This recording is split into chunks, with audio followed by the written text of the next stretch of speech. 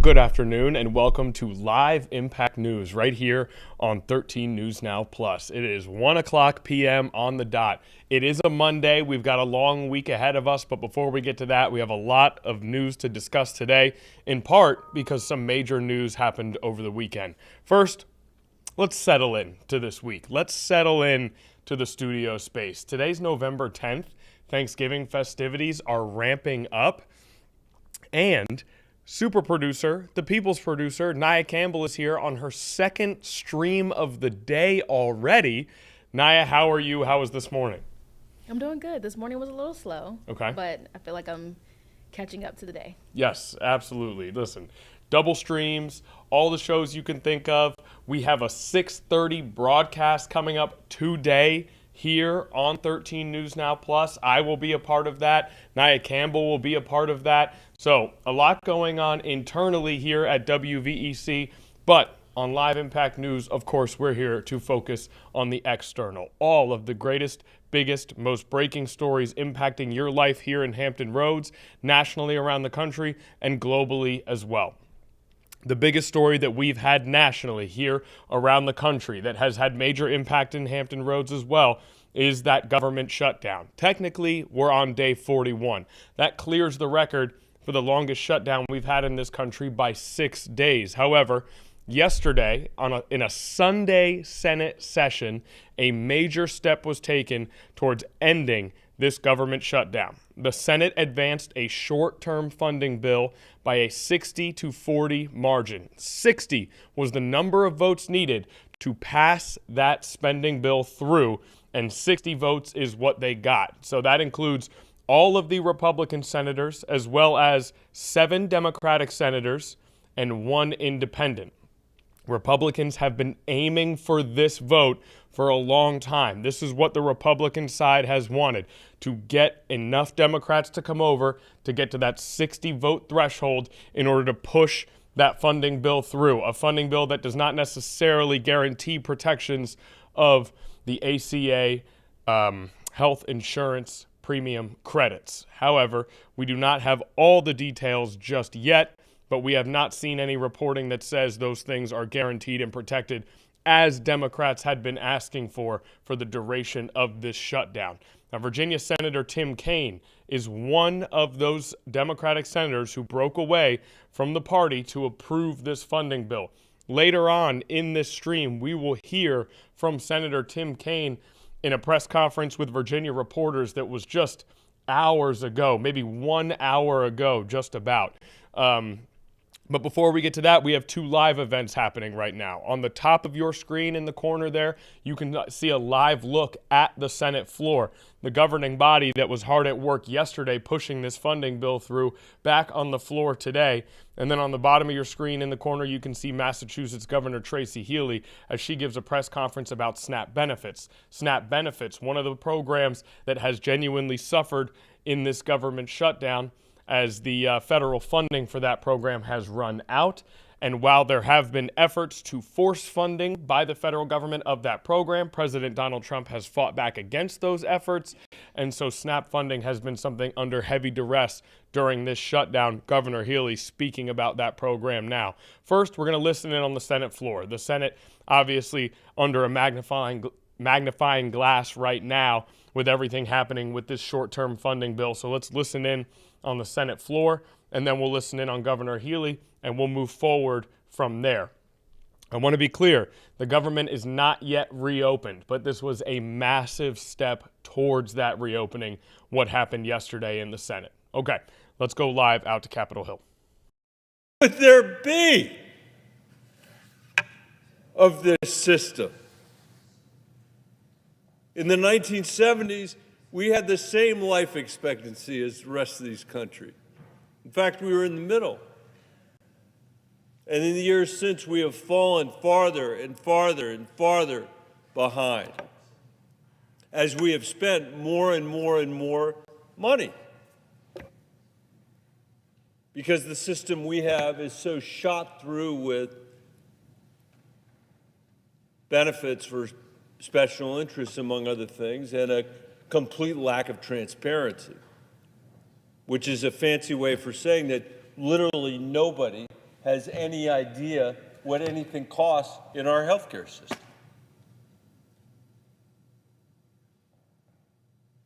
I know the presiding officer agrees with that. You can't tell what anything costs. When you show up to fill a prescription, when you're in the emergency room, we've worked together on the surprise billing issue, which is an important part of this. If you're a senior that's trying to get your prescriptions filled, you go from one pharmacy to the next to the next. I'll never forget, as long as I serve in public office, and probably for my lifetime, the conversation I had with senior citizens in Pueblo, where they basically were telling me that their entire retirement was spent fighting to get prescriptions filled that their doctors had assigned them, prescribed them. Seniors in other countries, in other industrialized countries, don't spend their retirements doing that. Only in the richest country in the world do seniors have to do that. And that's because a lack of transparency, a lack of clarity is built into our healthcare system from top to bottom. But we took some important steps in the Affordable Care Act. I wish that it had included a public option. It didn't. I think that the rate of rise of our healthcare inflation would have been a lot less. And by the way, that is what the people that have looked at that bill and scored that bill over the years have said. We've been fighting for it now for a decade and a half. They've said that it would actually save the government money because it would lower healthcare costs. It would introduce some competition into our insurance market. And I'll say this to the presiding officer, he'd probably be amused by it. This is the one place where I really am a Bolshevik. I believe in universal health care for all Americans. I think we should provide that to people in this country as a right. There is no reason not to do it in the richest country in the world, especially if we can save half of the cost of health care that we're providing now. And families all over my state, all over Colorado, are fighting to get their kid the mental health care that they need, are fighting to get their parents the prescriptions that they have been prescribed, are fighting to hold on to their own health insurance because that also has become less and less affordable over the years. That is a fight that no one else in the industrialized world has to have. And I think it's important to point out that most of the people that I'm talking about, almost all the people that I'm talking about, are working for a living in this country and still can't afford health care, still can't afford the peace of mind that they know that if their kid breaks their leg on a hike or breaks their leg skiing or needs to have the benefit of a mental health counselor, that's something that our safety net provides.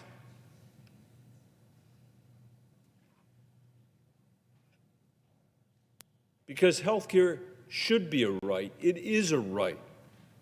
And whether you get it or not shouldn't be determined on how wealthy you are or where you live, Mr. President.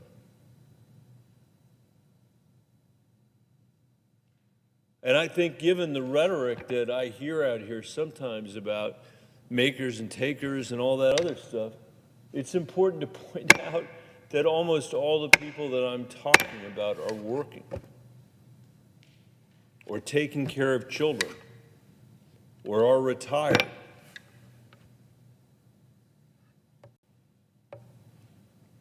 We should have a universal health care system in this country. But in the meantime, Mr. President, we shouldn't be making matters worse, which is why this debate is so crazy. When we passed the Affordable Care Act without a single vote from the Republican Party in the House or the Senate, They said that they were going to make President Obama a one-term president. They said I was going to lose my Senate seat. In fact, I was asked on national television whether I would lose my Senate seat as a result of my vote on the health care bill. And I said, if that's the cost of being here for that period of time, it's worth it. I'm happy to lose based on that vote. And they ran ad after ad after ad during that campaign, attacking me for being the 60th vote for the Affordable Care Act. And because I survived and a couple other senators barely survived, we were able to preserve that bill, and 30 million people who would have lost their health insurance in America didn't lose their health insurance. And then the efforts in the House began to repeal the Affordable Care Act.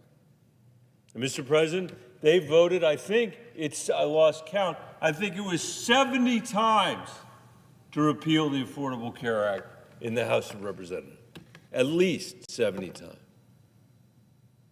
They never were able to do it, and the longer it was there, the more people came to see the benefits of the insurance protection, came to see the benefits of the expansion in Medicaid, came to see the benefits of at least having a little bit of comfort that they couldn't just throw you off your insurance because they felt like it.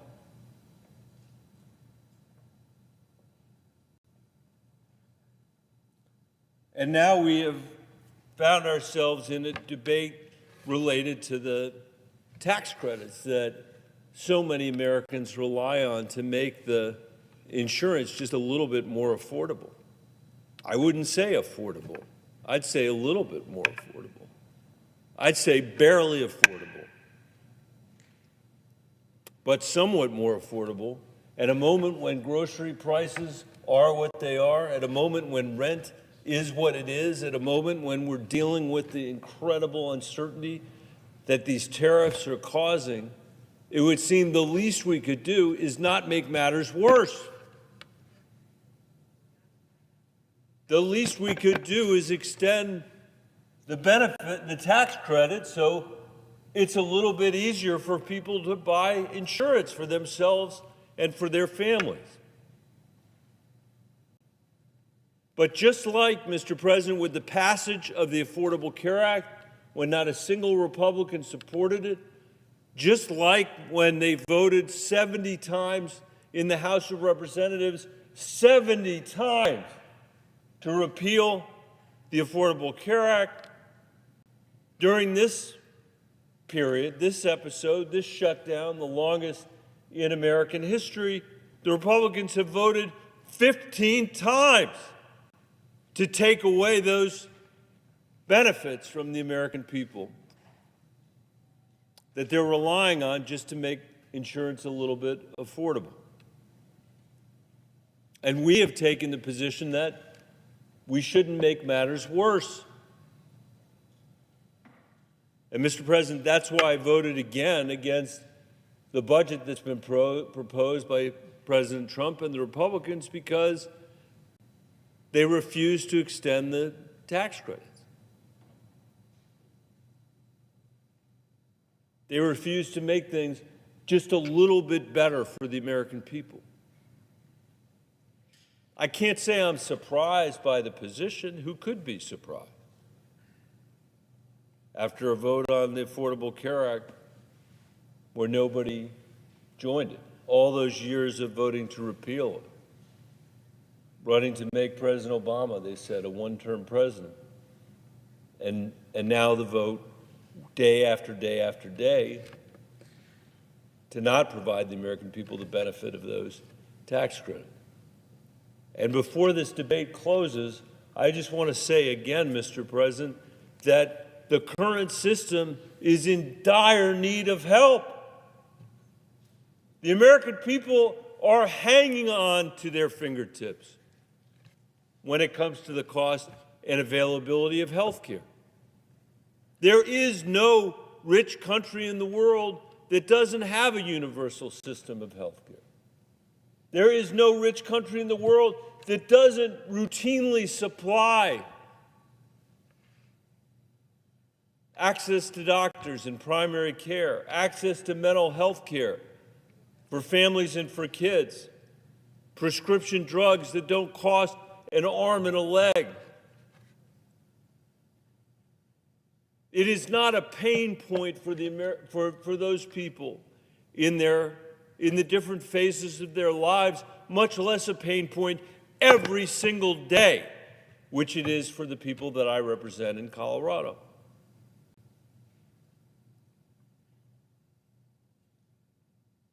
So apparently President Trump is going to get his way, and those tax credits are not going to be extended by the majority here. And the cost of health insurance in Colorado is going to increase by 200% for some people, 300% for some people, 400% for people that are living in rural areas in my state.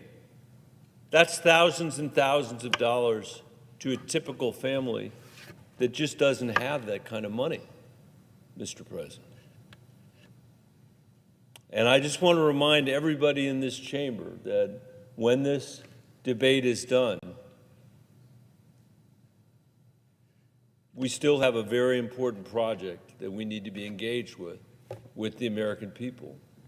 And that is to be able to provide a health care system like other wealthy and industrialized countries have provided, where people can count on their health care, where they know it's not going to cost them an arm and a leg, where they know in the course of their lifetime there are other things they can worry about,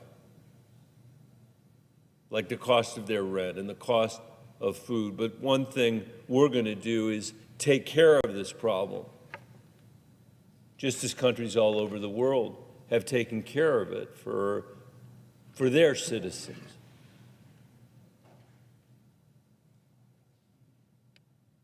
I wish I could say that the politics around healthcare have gotten better over the years that I've been here. They really haven't, Mr. President. But I think that the debate that we have had in this moment is going to serve to clarify who's fighting to try to make this system better for the American people and who's not. I guarantee you this, as long as we have President Trump and the White House and a majority of the Republicans in this chamber, we will never have political leadership that's fighting for universal health care, that's fighting for a public option that can be available to every single family in America. By the way, that's my proposal. It relies on everybody in America to make the best choice for their family. It's not something that would be imposed from here. It'd be the chance for every family to say, you know what, I'll stay with the private insurance I have, or actually I'd rather be on a system that's run by Medicare, where I know I'm going to have access to mental health care and health care for my family in a predictable way. And I'll just close. I can see my colleague from Massachusetts. I'll close by saying my heart especially aches for young people across this country, the people the age of my own daughters. I had a young woman ask me the other day, a recent graduate of Western State in Gunnison, Colorado. She said, I'm coming off my parents' insurance after I'm 26. You'll remember we put that in the health care bill. Before that, there was no opportunity for people to stay on their parents' insurance. We did it. We said you get to stay until you're 26. But then she said to me, Senator, what am I supposed to do? Take 2 or 3 jobs to pay for my health insurance when I have to come off my parents' insurance? And I said, that is exactly the right question. That is a question that 26 and 27 and 28-year-olds are not having to ask in any other industrialized country in the world. Only in the United States of America are we running a system where young people in their 20s have to decide between health insurance and their rent, or health insurance and food, or health insurance and the ability to put some money away to save for a house. And we should change that. I believe strongly that if we ever get to the point where we're expanding Medicare in this country, we should do it for the younger kids that are in their 20s first, because they've done absolutely nothing to design the system that they're inheriting. Mr. President, with that, I yield the floor.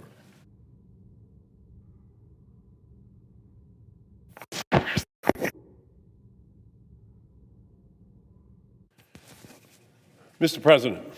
The senator from Massachusetts. Thank you, Mr. President.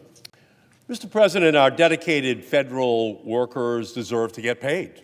And I'm glad this deal means that the government will reopen, that public servants will be returning to work, and that they will receive their paychecks, including back pay.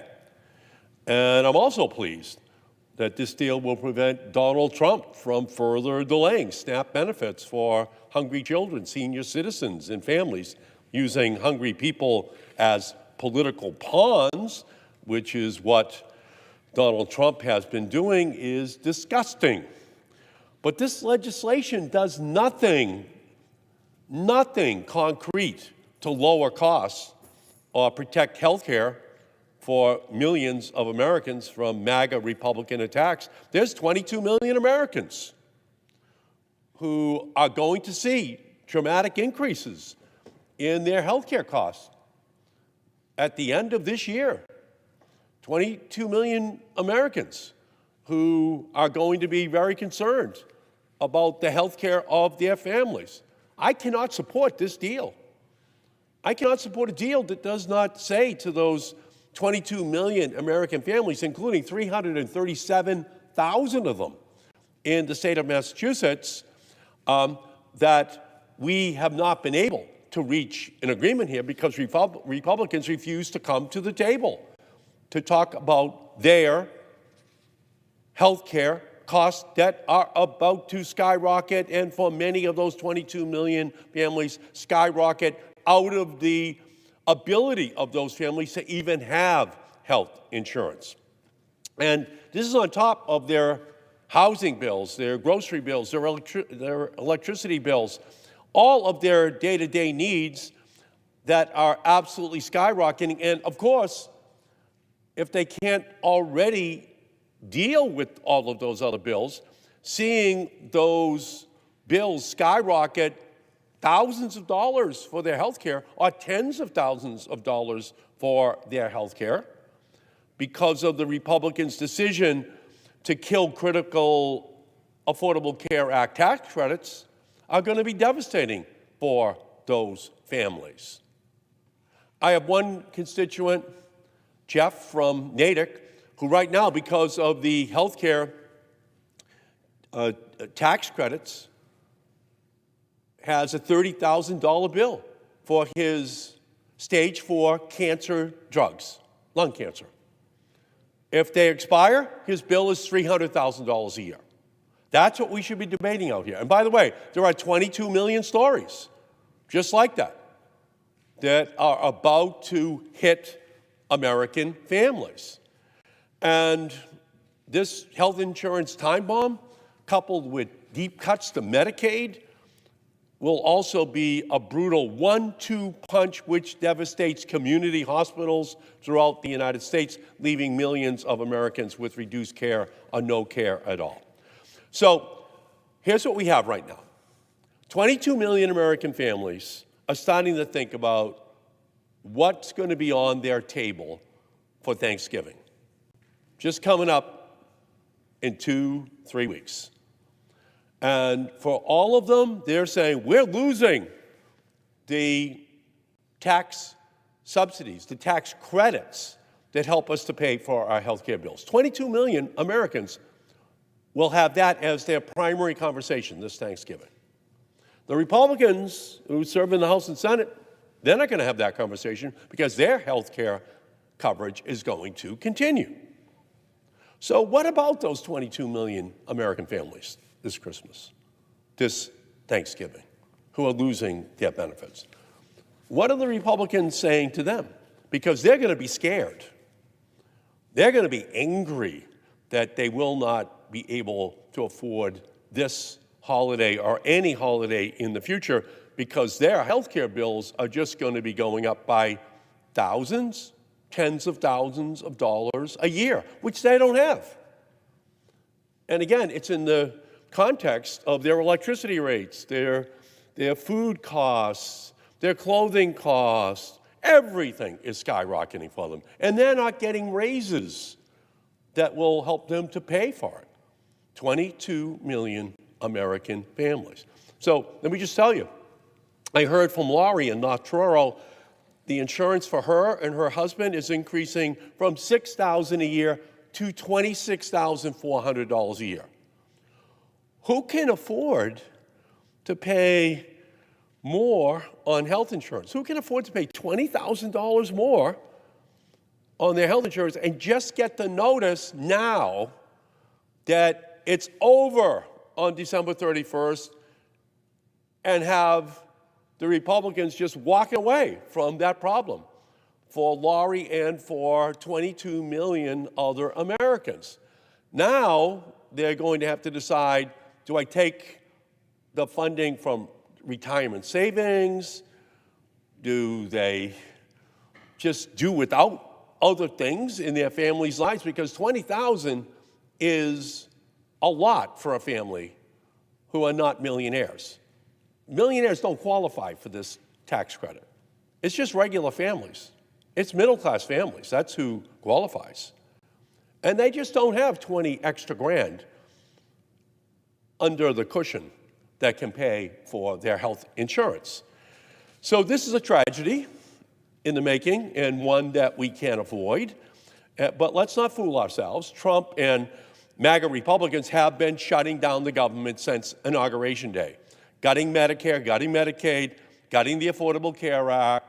That was their big vote in the first week of July of this year, 2025. Gutting. Medicare, Medicaid, the Affordable Care Act. They have been committing the greatest health care heist in history, and it's all to pay for tax cuts for billionaires. They're looting the health care for middle-class families, poor families, in order to pay for tax breaks for people who already have too much. The top 3 hedge fund managers in the United States have more wealth than the bottom 50% of our entire population combined. Think about that. And it's that bottom 50% that qualifies for Medicaid, that qualifies for the Affordable Care Act tax subsidies. That's who we're talking about right now. Those are the people who are going to be most negatively impacted. And the American people want us to stop this health care heist.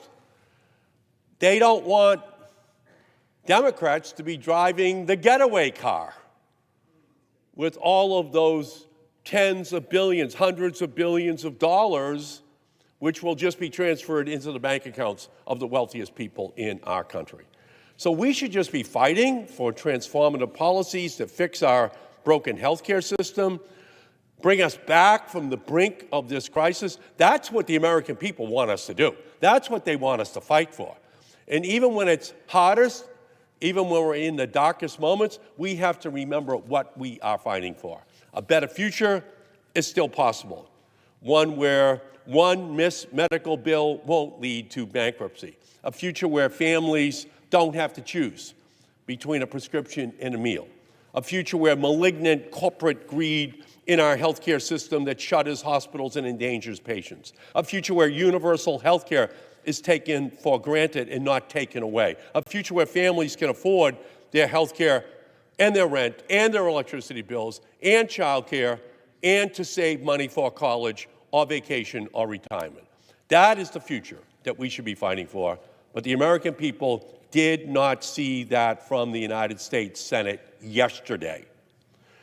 So that's where we are right now.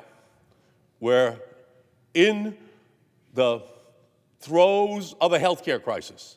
22 million Americans this Thanksgiving will be at their tables, if they can even afford to celebrate Thanksgiving, looking at tens of thousands of additional dollars potentially on their health care bills. It's a catastrophe looming. The Republicans so far have refused to do anything about it. That's what we should be discussing. That's what we should be debating. How do we solve this problem? Instead, the Republicans are just punting this issue. They are absolutely ignoring the consequences for those 22 million American families. So I'll just say this. These families, they are scared. These families, they are angry. But I'll say this, in addition to those 22 million families, tens of millions of other families are angry for them. They are pissed that people are going to be victimized by having their tax credits just be pulled away from them for their health care bills, and then that health care is going to be unaffordable for them. 22 million people and their families in our country. That is what we should be talking about here. And now the Republicans at the 11th hour are asking us to trust them that they will have a vote on extending the tax credits Americans rely on to afford their insurance. Remember when earlier this year Trump promised, we're not going to touch Medicaid? Remember that? Trump said, we're not going to touch Medicaid. 4 months later, he decimated it. Remember when Trump promised he would love and cherish Medicare? Then he slashed $500 billion from Medicare. How are we supposed to trust them? So to all of the Senate Republicans inclined to oppose a simple one-year extension of the Affordable Care Act, premium tax credits when a vote is held in December, credits that are hugely popular in both red and blue states, just remember that you do so at your own political peril. The American people are watching. They're angry. They want to know who is on their side. And they're going to remember your vote. They're going to remember your vote if you do not solve this problem. Thanksgiving is going to be the worst Thanksgiving ever for millions of families, knowing that they're going to lose their health insurance. And the Republicans can do something about it. And unless and until they do so, then we're about to hit a healthcare tragedy that was avoidable and that the Republicans have, in fact, created. This is a man-made crisis. And that man is the President of the United States, and the Republicans here on the floor of the Senate are following him blindly in a way that is going to result in harm to 22 million Americans and their families. So this is the moment, this is the time, this is the place, this is where people should be standing up to fight for those people. Health is the first wealth. Health is the most important wealth. Without your health, you have nothing. You have nothing. Everything else is built upon health. Everything. And the Republicans are taking away that health care from 22 million Americans. This is not the way to send families into Thanksgiving and Christmas. This is not the way we should be treating people. We're the wealthiest country in the history of the world. Yale University has made it very clear that 50,000 people additionally are going to die per year if all of Trump's health care cuts go into place. That's 500,000 people dying over the next 10 years if these health care premiums, if Medicaid, is slashed. That's on this body. That's on this Senate. That's on the Republican leadership. And all I can say to you is that this is a mistake. It's an historic mistake. It's cruel. It's wrong. It's not what we should be doing to those who are most vulnerable, most in need in our country. And that's is what the Republicans are about to perpetrate upon this country. We're better than this. You can't have trillions of dollars in tax breaks for the wealthiest and then saying we don't have enough money for those who are sickest. You only have room for a tax break after you've taken care of the sickest people, the people most in need of health care in our society. That's when you have room for tax breaks for billionaires. The Republicans are doing just the opposite. First, tax breaks for billionaires. Then we'll see what's left over. Oh, they say, we can't afford health care for 22 million Americans.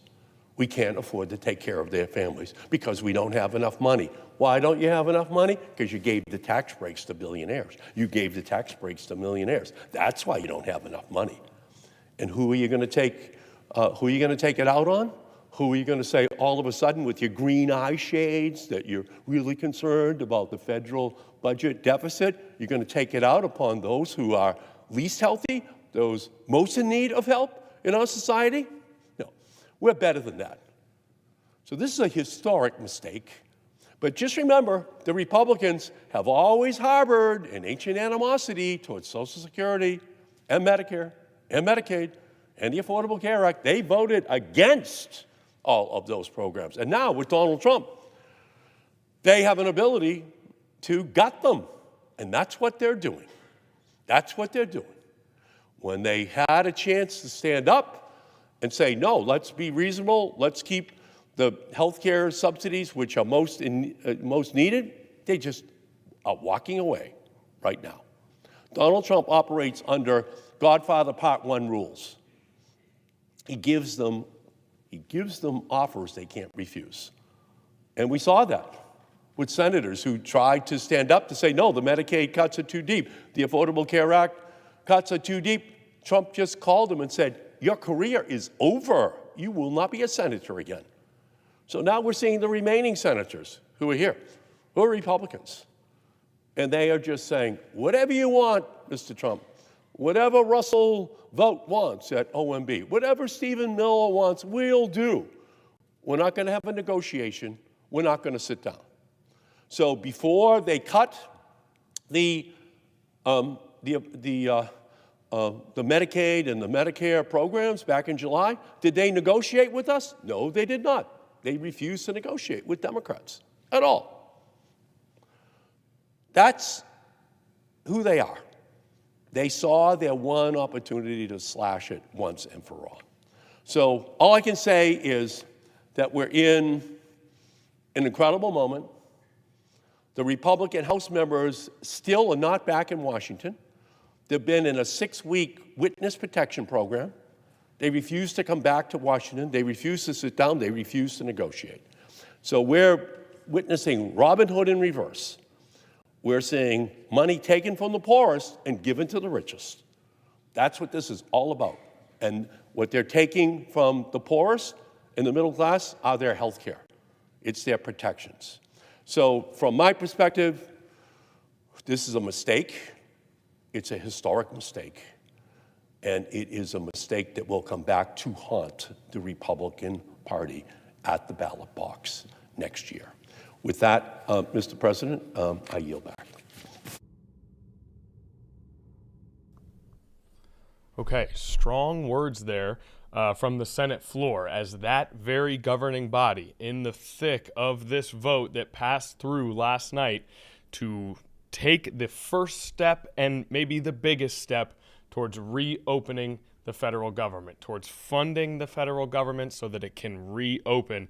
And as you heard from that senator, no guaranteed protections on those health care premiums that are set to go up. Now, there is some reporting that indicates, CNN reporting as I read right here, that part of those 8 Democrats joining Republicans to advance that funding measure is in exchange for a future vote on extending enhanced affordable care subsidies. They wanted those enhanced subsidies to be extended before they agreed to a funding bill. That was the Democratic side's original ask. Instead, they've agreed to the funding bill in exchange for a future vote on extending those enhanced tax subsidies for the Affordable Care Act. Millions of people's health insurance could go up if they are not extended. So, That was the Senate floor today. That is ongoing.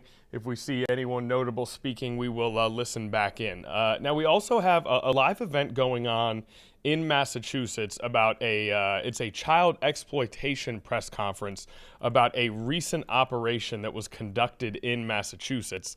And if I see correctly here, Naya, it looks like that has just ended. Okay, our apologies. We wanted to finish up that particular sentiment from the Senate floor because that is really the story of the day today, and so we did not want to come away from that. So that press conference has ended.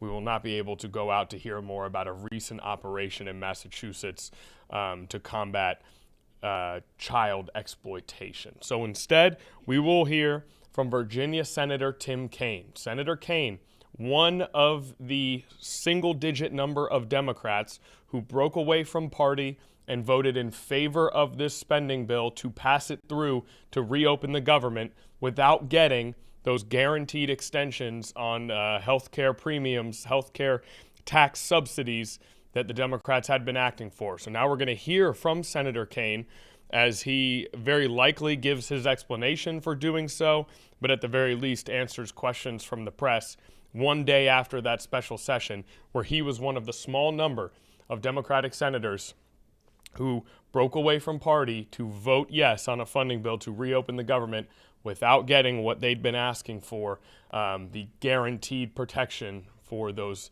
healthcare tax credits. Okay, let's listen in to Tim Kaine and hear what the Virginia senator has to say. Construction of President Trump. And then he basically said we Democrats had to vote for it, even though he refused to engage with us. There were some really important issues that we wanted to engage on. The spiking costs of healthcare that the president's reconciliation bill are imposing on Americans, so many in Virginia. And then I have had a particular desire to engage with the president on his mistreatment of federal workers. Virginia is home to, by some estimates, as many as 320,000 federal workers, and the federal contracting community is probably every bit as large. The president wouldn't engage. We couldn't find a path forward. The shutdown began on October 1, and we kept urging the president to engage. Meanwhile, the Senate has stayed in session working on important issues like trying to combat President Trump's tariff chaos and get answers about military strikes in the Caribbean and the Pacific. And we've been here working nonstop and always trying to get the president to engage around the shutdown. After the elections in Virginia last Tuesday, which I threw myself into those pretty heavily and was traveling significantly around the state, I kind of assessed on Wednesday, where are we? There was a bipartisan group trying to find a path out of the shutdown. I was not part of those discussions up till then, but was offering them my ideas. But as I looked at where we were on Wednesday, it became pretty apparent to me that this was the state of play.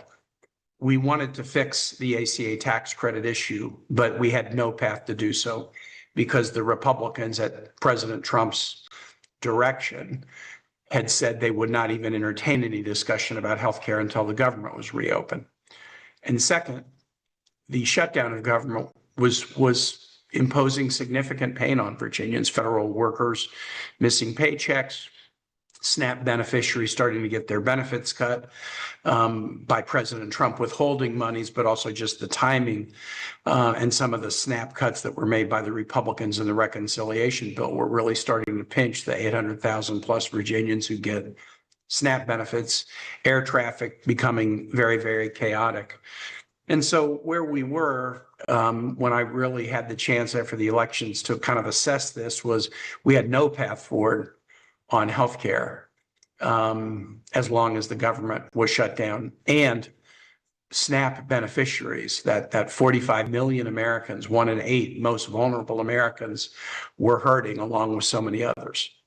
And so I decided to then join the discussions to try to find the path out and brought to the table an issue that wasn't subject to the negotiation really before I got there, which was how to treat federal workers.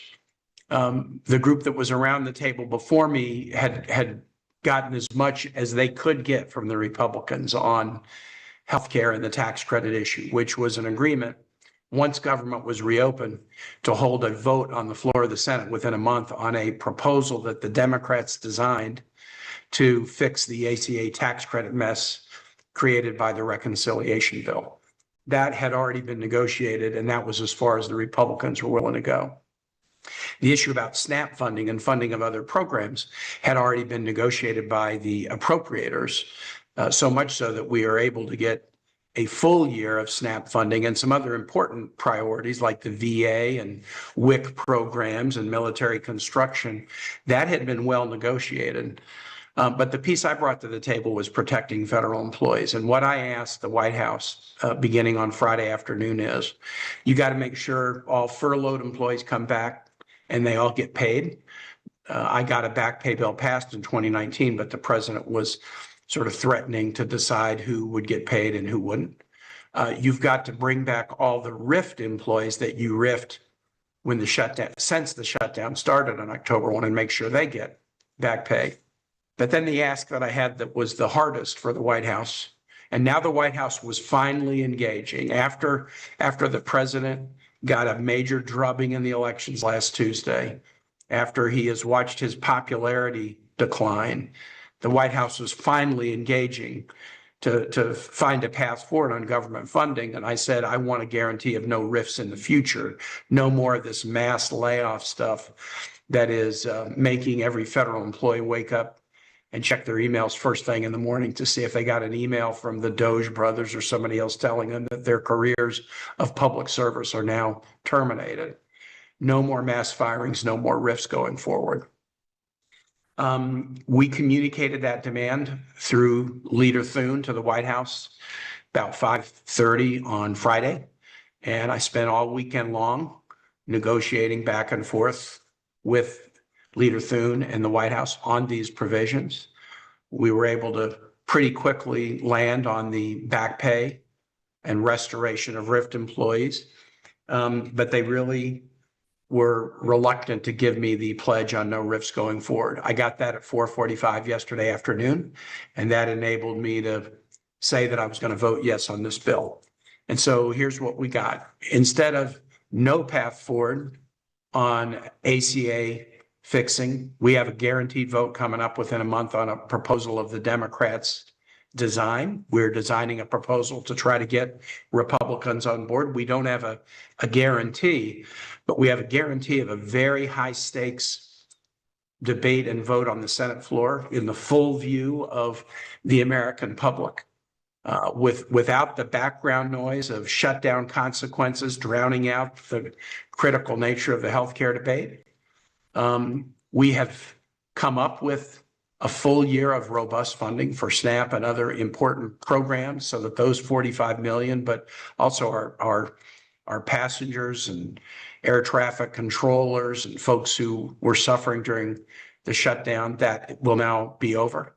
And finally, we have gotten these protections for federal employees, restoration to your job, back pay, and no rifts going forward. With those 3 points established, I signed on at 4:45 yesterday and feel very, very good about it. Controversial, tough call. Some of my colleagues don't like it. My governor-elect is very happy with it. And my interactions with Virginians thus far demonstrates that they're also quite happy with it. With that, I'm glad to open it up and take your questions. Everyone, we have a lot of reporters on, so please stick with one question. And if the senator has already answered your question, please let us know. First, we'll go to Mike at WHSB. Hey, Mike. Hi, Senator. Thank you for taking the time to do this. You bet. The question I have for you is, I don't know if you've seen it, but West Virginia State Senator proposed taking several counties in Virginia and adding them to West Virginia after the election. I wanted to hear your thoughts on, this proposal and what your thoughts are for Virginia as a whole for that. Well, I wasn't aware of it, and it's not going to happen. So those are my thoughts. Next, we'll go to Mitchell at WTOP. Hey, Mitchell. I'm not hearing Mitchell. Are you Oh, hearing sorry. me? Here Oh, I there am. he is. Okay. Got it. Thanks again for joining us. Yes. It sounds like the key issue for you was protecting federal workers and ending these rifts.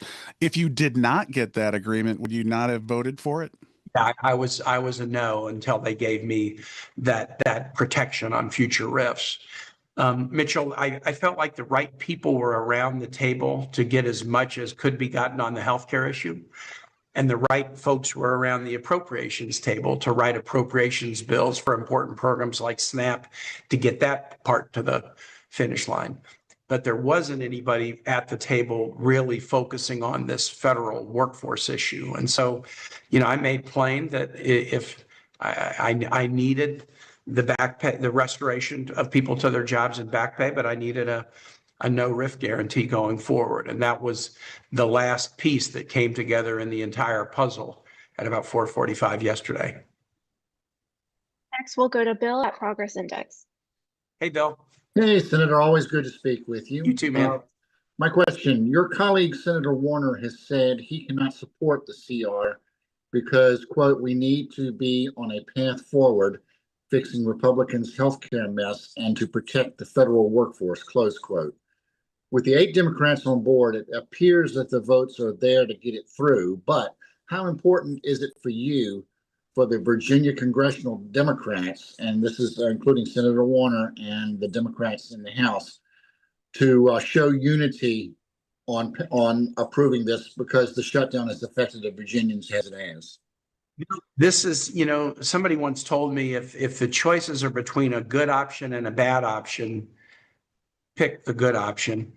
And if they're between 2 good options, you can pick either option. But if they're between 2 bad options, then you can't be too judgmental if somebody reaches a different conclusion than you about what bad option to take. This was a very tough 40 days, and the decision was very tough. And I don't question anybody else's vote on this. And Senator Warner and I talked extensively. He knew that I was voting yes. He knew that I was leading this negotiation around federal workforce protection. But, the issue for all the Democrats was this enough? Some of us concluded it was, some of us concluded it wasn't. I have been sharing my rationale with my House Democratic colleagues, and I suspect that some of them may have different points of view about this, but that doesn't worry me. I feel really, really good about my vote and about the path that we're on to have this high stakes healthcare debate, but have it in a way where people aren't losing SNAP benefits. We're restoring order to our air traffic system, and I've gained these critical protections for federal employees. And you guys all know this, but no state is as affected by the federal employee situation as us. Some estimates say that there are 320,000 federal employees in Virginia, and they have families. So we're probably talking double that if you add their dependents, and then you put the contracting community in as well. And you're probably getting up to near 1 million federal employees or contractors or their families. And so that was, what I felt like I could bring to the table was a laser focus on that issue, which wasn't in the debate. I mean, it's kind of amazing. It wasn't really in the debate until I got deeply into it on Friday. Next, we'll go to Mariel at DC News Now. Hi, Senator. Obviously, I understand the SNAP benefits will be part of this deal, but what happens in the interim, the next week or so, between when you guys actually get this vote passed? Are people being paid out? Are the states paying these out? What's the status there? Here's my sense. There was enough money in the contingency account at the USDA to pay SNAP benefits, full SNAP benefits to all beneficiaries for about 3 full weeks in November. So about up till November, when the contingency fund would then run dry. President Trump made a cruel decision, in my view, to not allow those funds to be used, even though Congress put those monies in that fund just for this purpose. And the USDA website also acknowledged that this contingency fund is to be used to pay SNAP benefits during any lapse in funding. President Trump cruelly decided to withhold the monies, but he's been ordered by 2 courts to actually release the funds. So from a math standpoint, there's enough dollars in there in that contingency fund to pay full SNAP benefits probably through Thanksgiving, and we should be done long before that. I think the Senate will finish our work either later today or tomorrow. And Speaker Johnson has told the House, get back to Washington. We're taking this up. So I have a feeling by the end of this week, which I guess would be like maybe, I don't know, 15th or 16th or something like that, the bill will be over on the president's desk. So there should be enough funds to cover everyone, unless President Trump decides that he wants to play games with hungry families and kids. 1 out of 8 Americans get SNAP benefits. It's the most economically stressed people. About 60% are, mothers and children. President Trump shouldn't play games with the money, especially now that we've got the full year fix coming his way. We'll go to Brittany at ABC 13. Hey, Brittany. Hi, Senator. Wanted to ask you what your thoughts are on the president's idea to give Americans about $2,000 back from the tariff returns. Well, he's taken that money out of Americans' pockets because the tariffs are sales taxes. So every bit of money that's been collected by these tariffs have come out of either the pockets of American small businesses or American consumers' pocketbooks. That money goes into a treasury account that the president doesn't get to decide how to spend it. It's got to be approved by congressional appropriators. I think probably the natural place for the money to go is to wait for the Supreme Court to reach the decision about whether the tariffs were legal or not. And if the Supreme Court decides that they were illegal, they have to be refunded to those who paid them. So he can't take the money and give it to somebody else when he may be facing a refund order following the Supreme Court's ruling. Next, we'll go to Brianna at WVEC. Good morning. Thanks so much for chatting with us this morning. Yes. So my question kind of goes back to the vote from yesterday. And I know you mentioned how, federal workers were kind of your top priorities as to why you swapped your vote. But, we've spoke a few times before, and throughout those conversations, you also mentioned how important the Affordable Care Act was. And obviously, some of your colleagues, like you mentioned, are criticizing how this resolution kind of came to be.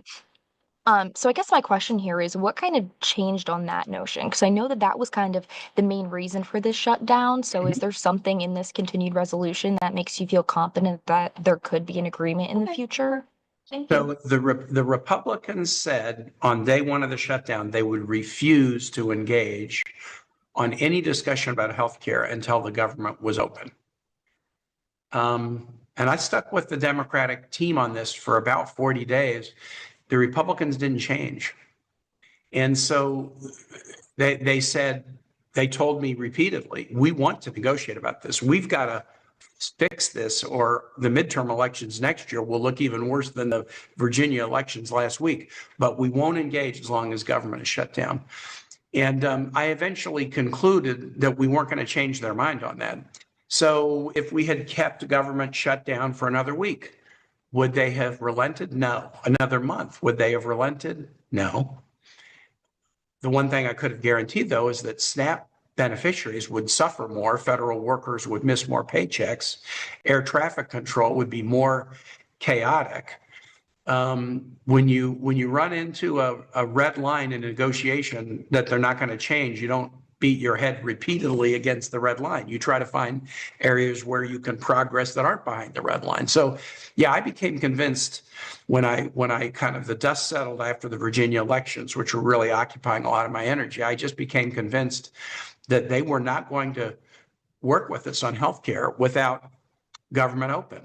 And SNAP beneficiaries were suffering until government opened. So we were able to fully fund SNAP and other important programs, even undoing some of the damage that the Republicans had done in the reconciliation bill.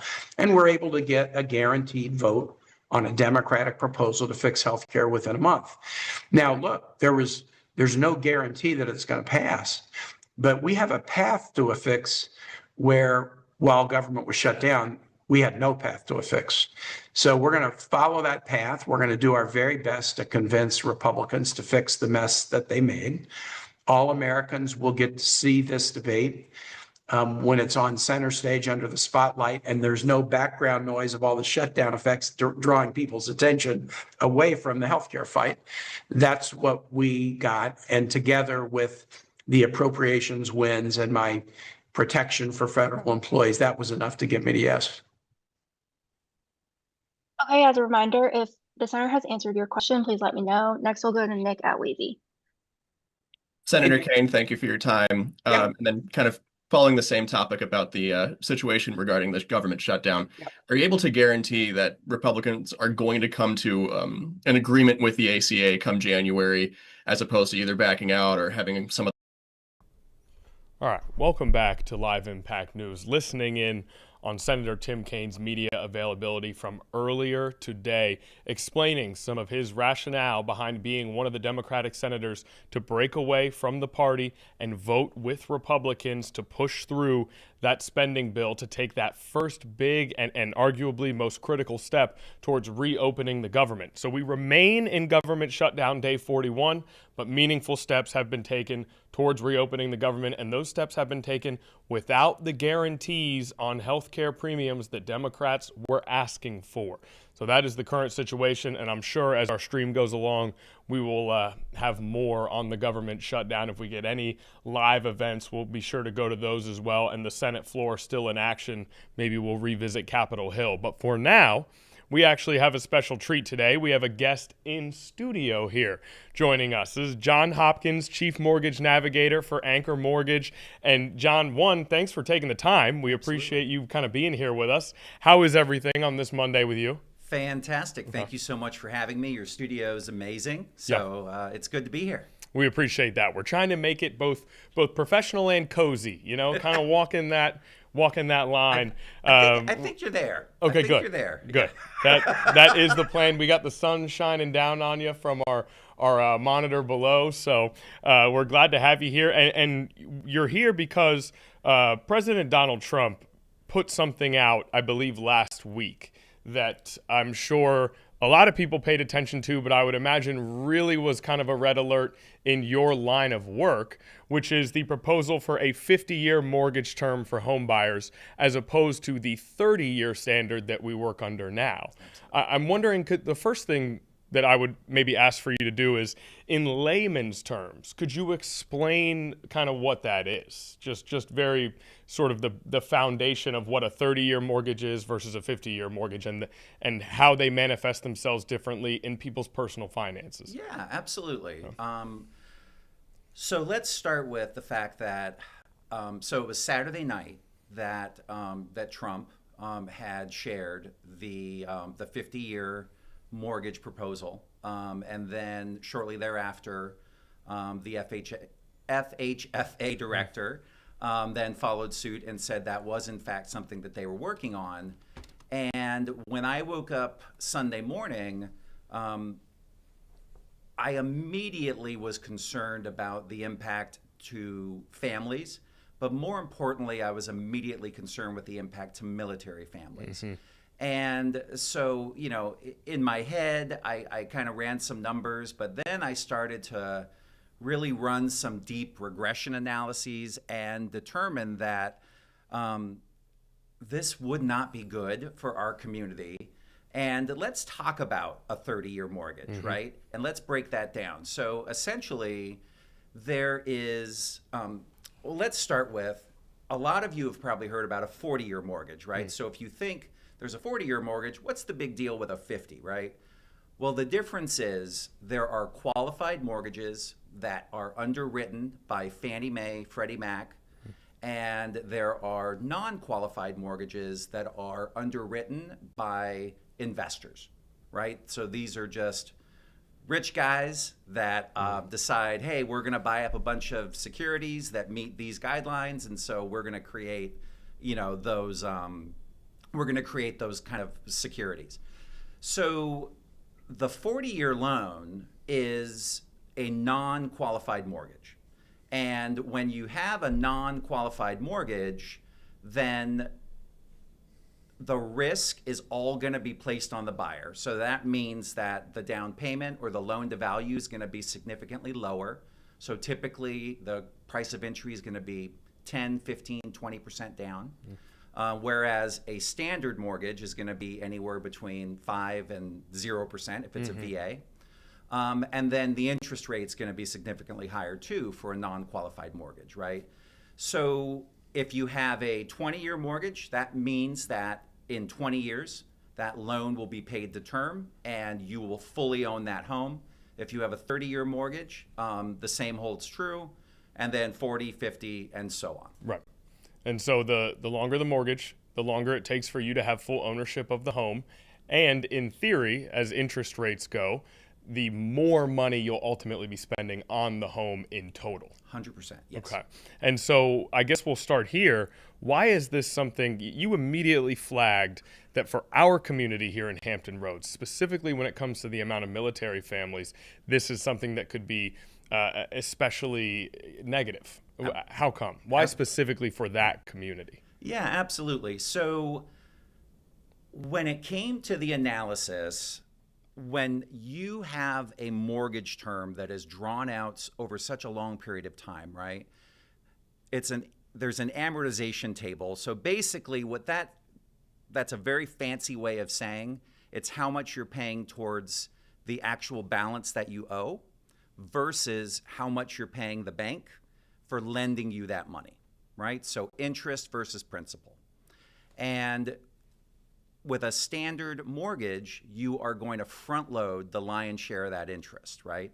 And so then when you take that term and you draw that term out longer, then that means that you are paying virtually 100% interest almost when it comes to those first 3 to 5 years. And so a lot of people are talking about the fact that, well, this is good for people long term. Well, there is some truth to that, right? Because your payment is lower. However, when is the last time that you heard of someone staying in their home for 30 years, right? And we're just not that kind of society. But moreover, in Hampton Roads, people are here not necessarily because they want to be here. They're here because they have to be here. Right. They're here because they have orders to be here. And so what you have is you have a much more transient community, which means that, so the average, I want to say that people keep their mortgage on average for about 10 years. In Hampton Roads, that number is between 3 to 5 years, right? And so what you have is you would have people that would potentially be taking advantage of this lower payment that by all means would probably be anywhere between $200 and $300 a month lower. That is meaningful. However, when they go to PCS, they're going to find that normally they may have had $10,000 or $15,000 in equity. Now they might find that they would have zero, or even worse than that would be they'd be underwater, right? Because what a lot of people don't think about is it actually costs money to sell your home, right? And so typically the seller is going to be the one that is going to cover the commissions for both the buying agent and the selling agent. And they're also going to have their own closing costs. So on average, you're looking at about a 92% net, right? So 8% cost. And when you factor that in, now you would have these veterans, you would have these military personnel that are going to be saddled to this home because they can't move it. And then what is that going to also do to our real estate community, right? We've already seen the effect of people being locked into low mortgages with the incredibly low rates. I mean, 60%, I think, of people that own homes right now, they have a mortgage under 3%. And that is what created the strain around the housing crunch, right? And so I think it's very important to really think about the fact that, yeah, I get in lower, I have a lower payment. Yeah, that's better for my family. However, we can't always think about the short term, right? We also have to think about how are we guiding our clients, how are we guiding people long term. Right, and that really is the crux of it, right? Is you get that short-term relief, but in the long term, it could be much worse for you, especially in this type of community. I want to, for you in your line of work, for what you do, just based on kind of reading the industry, why do you think that this is something that the administration would push now? Is it just because, and not in a political sense, but just in, is it something where they see how inflation is impacting people and they know they want more money in their pocket? Is it something, I mean, what is the incentive? Because what you're saying makes so much sense, and obviously they have that data as well. Correct. Is the assumption that they value the short-term spending money for the economy over sort of that long-term, more prudent situation?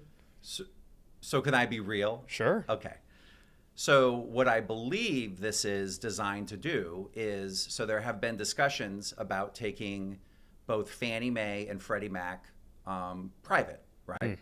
And so my guess is that if they did do this, what we would see is we would see a return to kind of that post-COVID just skyrocket that we saw, right? Because we had all this unmet demand and we had the market flooded. It was insane. Yeah.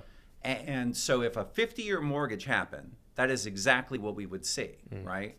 Well, that would probably be closely timed to an IPO around Freddie or Fannie. And so that is 100% speculation, right? But given what I've seen in terms of the priorities of the administration and the priorities of Pulte, I would say that is probably the impetus for this being floated. Okay. More so than affordability, because I'm definitely not a genius, right? When it comes to, and in 3 minutes, I immediately was like, we have a problem. I ran a regression analysis and, boom, it was right there. Yeah. So there's no way other people aren't seeing this. Yeah, absolutely. And you mentioned Pulte, William Pulte, director of the Federal Housing and Finance Agency. We'll just throw that out there for any of our viewers. And then you also mentioned PCS, which I do want to. Now we have to go backwards quickly. I meant to clarify that. Okay. I got so interested in what you were saying, I took us away from it. PCS, permanent change of station. Correct. Can you describe more in depth what exactly that is? Yeah, absolutely. Yeah. So for those of you viewers that don't know. So the military, they are stationed on a base, and then they are there for a certain finite period of time, and then they are given orders to change stations. And so there are many, many people that are from all over the country, right? Even the world for that matter, that are stationed here in Norfolk, that are here today, and they're going to be gone tomorrow. Yeah, absolutely. And that is our community. And in some ways, we love that we have so many different people coming to Hampton Roads and, pouring little pieces of themselves into Hampton Roads. And then, of course, they move on. But it's created a really special community here, but it presents unique challenges like we're discussing now. I want to ask more in general about the housing market, sort of zoom out and look at the market as a whole, the age of first-time home buyers. The average age of first-time home buyers is going up. It is. And that's obviously something that, in theory, a healthy housing market, it would stay steadily a little lower than it is right now. Is that something where you just have to wait for the market to correct itself? You have to wait for wages to go up? You have to wait for unemployment to go down? Or is that something where you think maybe there are other solutions to try and solve that problem, to try and make a situation where young people are capable and willing of buying homes again? That's a great question. And as a mortgage professional, my responsibility, or what I see as my responsibility, is to educate and empower everybody that I am able to interact with, right? And so I am not here to, it's great to close loans, right? That's how my family gets fed, right? That's how I was able to launch a business. But at the same time, what's more important to me is, am I making an impact? Am I leaving someone in a better position than they were in before they met me, right? And so to that end, I believe that there are a few issues. The first one is that I believe that from an education standpoint, that is probably the fundamental crux of our problem, right? So I think that if we did a better job kind of as a society when it came to educating our young people or providing financial education, then I believe that there would be a much different outlook on housing than there is, right? I also think that young people today, they have seen the challenges that their parents, right, who are my age, have kind of gone through, right? And if you think about it, well, I grew up in the 80s and 90s when it was a pretty depressed time, right?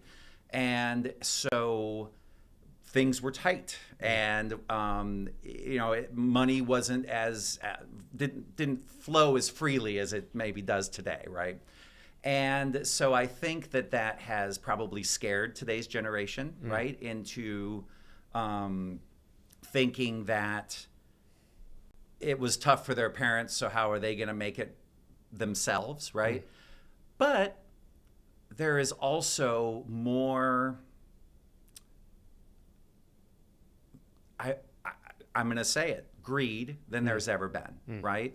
And everyone simply wants to make more and more and more and more money, right? And so what is that doing? Well, that's driving up the cost of everything. We've seen it. We saw it the way that people capitalized on. So not to take a step back, but just for a moment, I believe that one of the largest reasons that we saw inflation take off the way we did after COVID was because we injected so much cash into the economy, right? And then everyone was dying to go spend that money, right? Because savings, so after COVID, savings were at an all-time high and debt was at an all-time low. Now today, debt is at an all-time high, right? And we know savings are none, right? And so we do have to start taking steps to make it more affordable. But we have to take meaningful steps. And so I'll give you an example. So there's something called loan level pricing adjustments, LLPAs. Now, what does that mean? Basically, that is a very fancy way of saying when there is risk, then there is more cost, right? And so you could get a pricing adjustment for someone that has lower credit, whereas someone that has higher credit may not have that same pricing adjustment, right? So loan level pricing adjustments are definitely one way that we could help make things more affordable. However, the work is being done on loan level pricing adjustments kind of nationally, but the focus is on secondary homes and investment properties, not primary residences, right? There's also, I do believe there's a balance here, but I do believe that we could get back to Fannie and Freddie buying mortgage-backed securities. We have to be concerned about what the long-term implications of that are, right? But that would definitely help, right? Because that would allow lenders to be able to bring their rates down. So there are solutions out there. There are. And you know, I like how you do a very good job of explaining some of the technical stuff to us, and then you'll walk us over and down the existential path a little bit as well. You know, blending those two things. You mentioned how secondary and investment properties are something that maybe with some of that extra savings that was around after COVID, there was more investment in those types of properties. The rise of Airbnb has probably made it easier than ever to conduct an investment or a rental property. Is that something that you see as a major issue that is plaguing the housing market?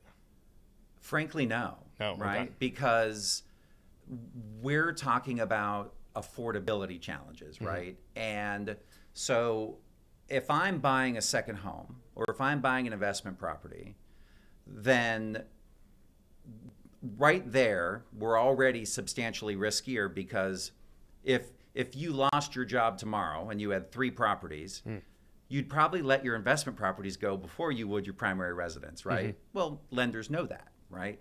And so we need to talk about the people that didn't have to put 10, 15, 20% down, right? We need to talk about the people that they can barely scrape together 3%, right? And that is where we need to see change in lending and in our real estate community so that we can make it more affordable. Okay, got it. Now, I want to make sure that we don't stray too far away from news of 50-year mortgages, how this impacts military families. We've already talked about it quite a bit.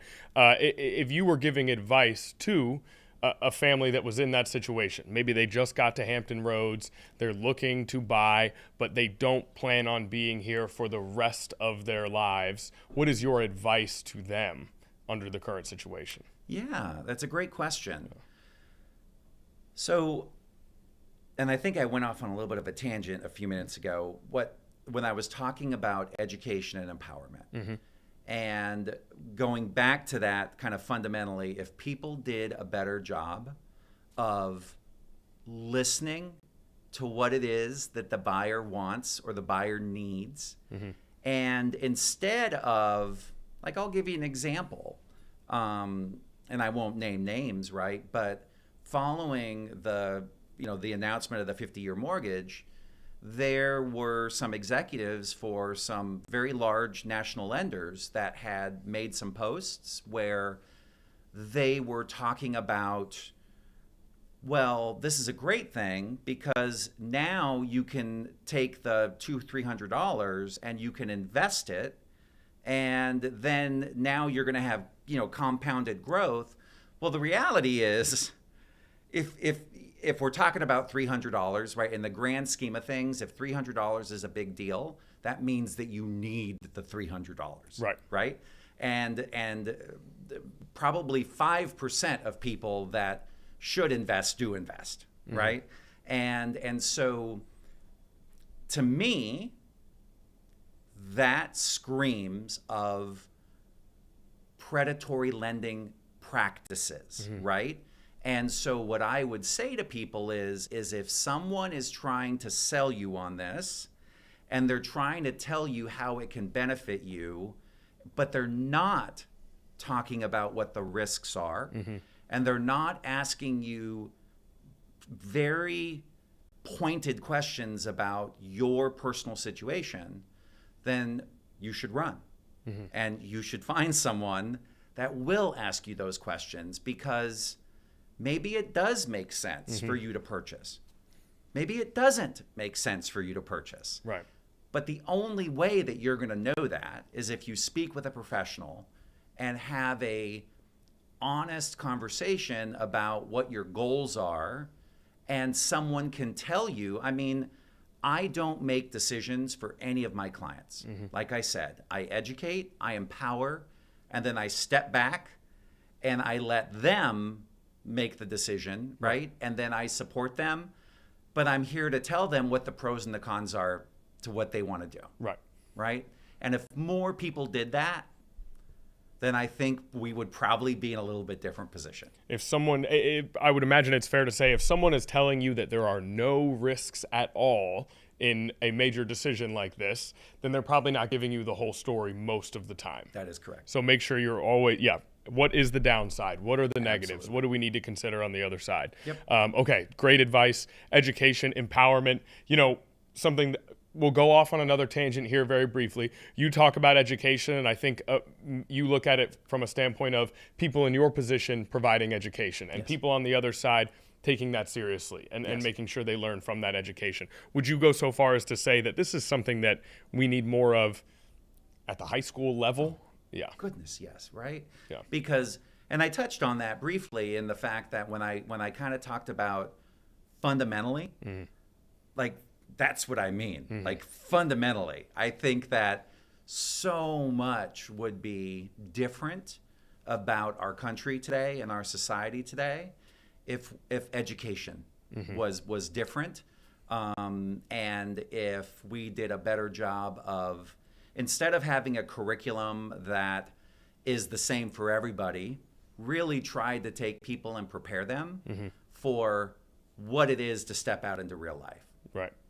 Graduate. You would like for someone to graduate from high school knowing the differences between a 30-year mortgage and a 50-year mortgage and the pluses and minuses that come with each, rather than trying to learn just now that the administration has said that it might become a reality. Correct. So just having that foundation, massively important.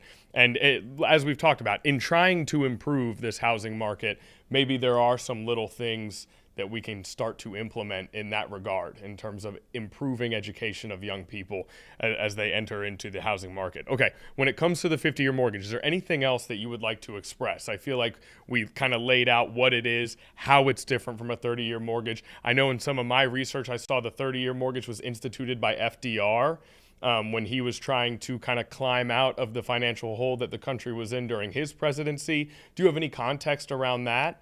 I know that you're more the nuts and bolts as opposed to a historian, or at least we haven't brought you on for that purpose.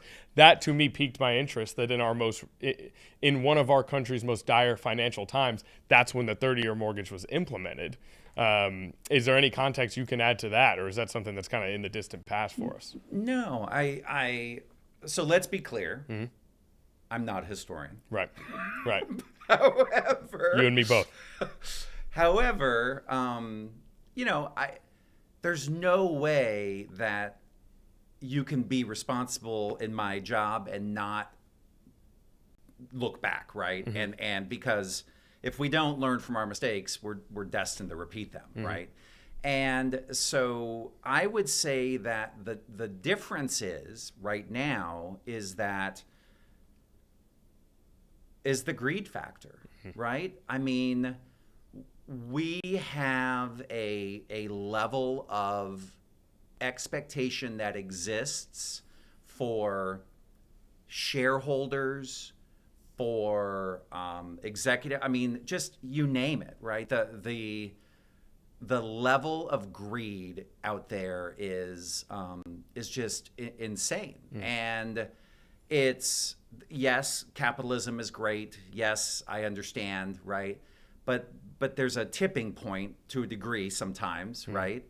And I think that there are certain areas where we probably should not be, or maybe then we're not as focused on profitability, right? And so, for example, knowing what I know about FDR and knowing what I know about how he fundamentally shaped kind of our progression, right? And kind of suburbia, et cetera, right? And I do know that the focus was really more on affordability, right?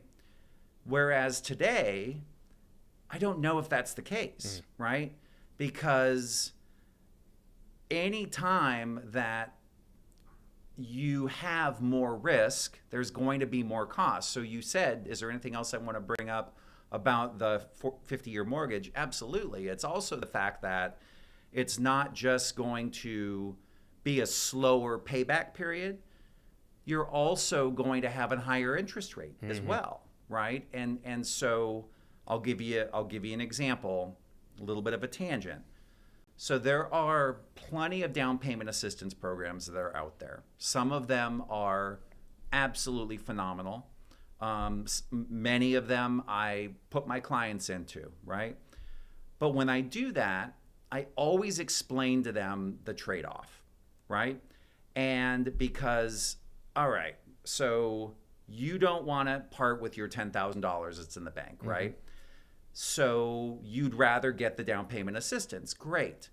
Let me show you the fact that because there's more risk, right, then now you're going to be paying 1.5% higher interest rate, and what that equates to.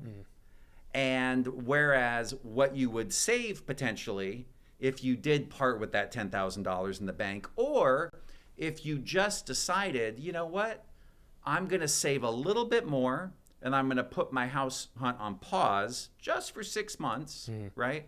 Those are the kinds of conversations that need to be had because, again, yes, I want people to get into real estate. It is the number one way to build wealth. However, people also need to do the right thing that applies for them and their family. Yeah, absolutely. Poignant advice from John Hopkins, Chief Mortgage Navigator at Anchor Mortgage. And we can't thank you enough for coming in and spending time with us today. Naya, I want to make sure I throw it to you. Do you have any questions for John before we let him get out of here? No, I don't have any questions, but I did learn a lot today. Yeah. Okay. And when you were talking about how you wish this was taught in grade school levels, I do too, because I would hate for me to just learn these things right when I'm about to go buy my first home, you know? Absolutely. Yeah. Yeah. No doubt about it. It seems like it's something that all of us agree on, and yet it's so hard to actually get it implemented at primary education levels and kind of figure that all out. But maybe that's one small step we can take towards improving this housing market and improving the situation. Well, for and the those who are more we trying to talk get into about it too, right? Like Right. this helps. So the more that we engage in that conversation and the more that we explain some of these complex ideas in very simple terms, if we just keep doing that more and more and more and more, Right. then we'll slowly make a change. And it can be intimidating, but it doesn't have to be, Correct. right? It can be something that is broken down. And it's okay to not understand this stuff and to not know this stuff. It's okay to, as long as you are pushing to learn, Correct. right? And willing to accept those lessons. Don't avoid it just because it seems kind of big and confusing and difficult to tackle. Run towards it. It's okay to admit you don't know, as long as that is followed up by trying to seek out the information and taking advice from those who are in the field. Okay, great. Is there anything else that you want to add? No, not at all. I just thank you so much for the opportunity. Absolutely. And I am really just honored to be able to have the opportunity to share this with this platform, right? Because I'm concerned and I don't want to see affordability hampered any more than it's already been. Yeah. Absolutely. Very well said. We're honored to have had you here.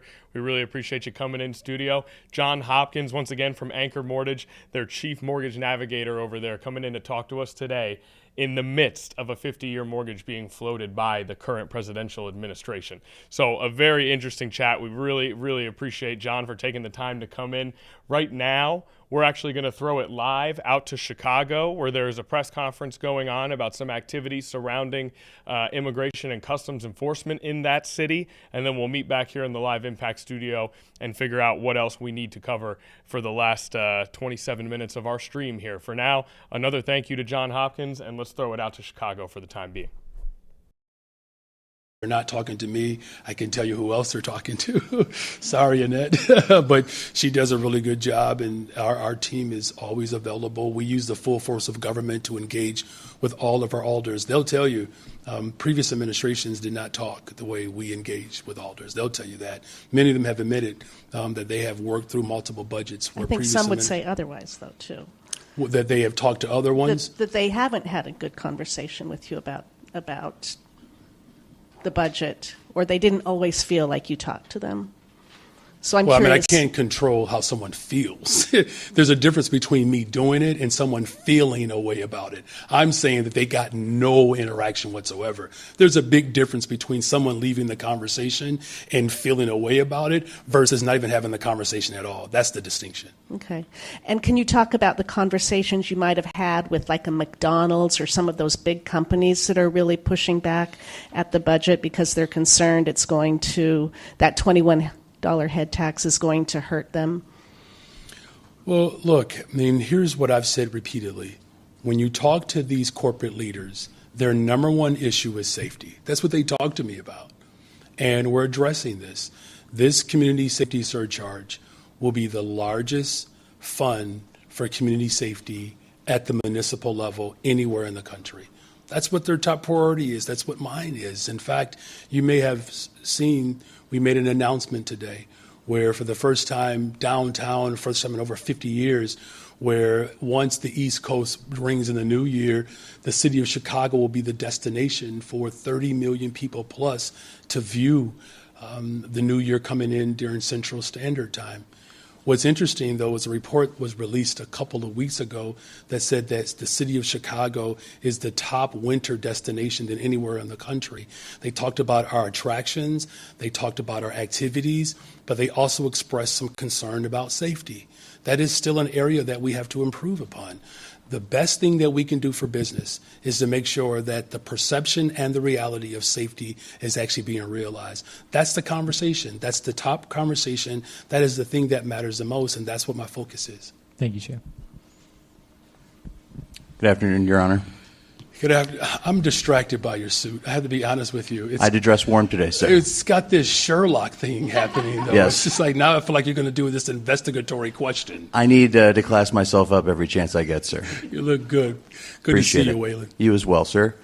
Do you have any other attractions that you think Greg Bovini should visit while he's in town, while they're doing photo ops at the Bean? You know, Indiana. Yeah, I mean, look, the airport, right? The other airport, right? What do you think? You know, look, he just needs to go away. You know, every year there's a list that I put together of people who should just go away. He's in the running to be at the top of the list. I mean, because here's someone who is, he's provoked terror on people, and you know, I've seen a lot of bad behavior from human beings over the course of my study of just history. Even when he was on his way into federal court, you know, he paraded down the street and saluted individuals.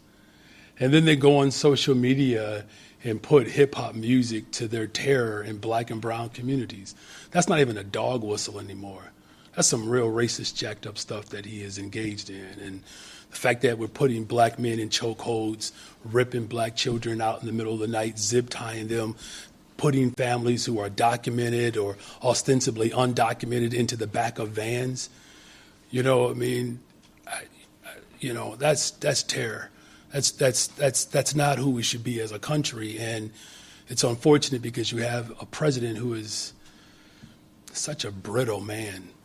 And it's unfortunate because now you have these men who are weak and insecure are using a uniform to administer terror. Like, that's what we fight against in other nations. That's why I called for the United Nations Human Rights Council to come and investigate the fact that people are going hungry and families are being ripped apart.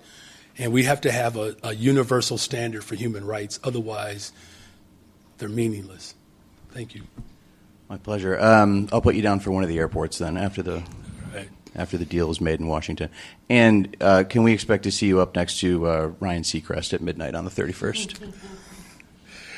Let me just say I am already looking for an outfit as meticulous as yours. All right, to Alice. Good afternoon, Mayor. Oh, good afternoon. There's a whole other side of the room over here. All right.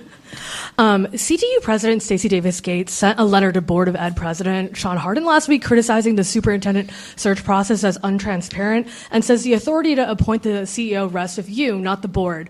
Do you agree with these concerns, and why or why not? Well, look, my the ultimate desire is to actually have someone who is heading up our schools that can transition us out of mayoral control into an independent body. That's the ultimate goal. It's what I fought for. But we're also making sure that we have someone who understands why it's important that we expand sustainable community schools, someone who can advocate in a very emphatic way for Springfield to lean in more, to make sure that our schools are fully funded across the state, but particularly here in Chicago. That's what the focus is. And, look, you're going to have folks who are going to continue to advocate on behalf of their particular constituency, and that's her responsibility to advocate on behalf of her members. I'm going to advocate on behalf of the people of Chicago to ensure that we have leadership that reflects the values of working people.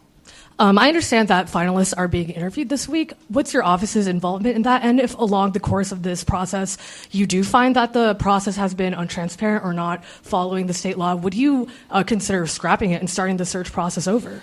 Well, as I understand, the process hasn't ended, right? And I know there are a number of people who would love to be able to serve this city, particularly at a time in which, again, my budget is putting forth the largest single investment in our public schools in the history of Chicago. So there's a reason why a lot of folks want this position, because they're going to have a mayor who believes in public education, who believes in our workforce, right? So I believe that process is still open, and, I'm looking forward to passing this budget so that, this school year in particular can continue to move forward without layoffs or cuts to services. What do you mean by process still open?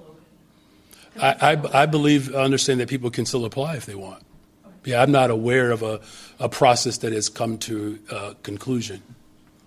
How you doing, Mayor Johnson? I'm doing actually well. Thank you. Thank you for asking. I'll be FOIAing your list of people you think should go away here at the end of this meeting. But I do want to follow up on Alice's question. Do you think that the search process is making a mistake by omitting Dr. Macklin King from consideration for the full-time job? Look, first of all, the interim structure that we have right now has been under a degree of stress, right? We had the transition from someone. We, of course, had to make sure that there was a budget that was passed. Obviously, their budget is still contingent upon the city's budget, right? It's, again, not the best way that I would encourage someone to balance a budget off of the projection or hope and prayer. However, be that as it may, I did my part. I kept my word as I worked to ensure that our public education system is fully supported and funded. Ultimately, the state has a responsibility in this moment to do more, and they can and they should. As far as, any particular candidate one way or the other, here's what my focus is. I want to make sure that the board can transition into full autonomy.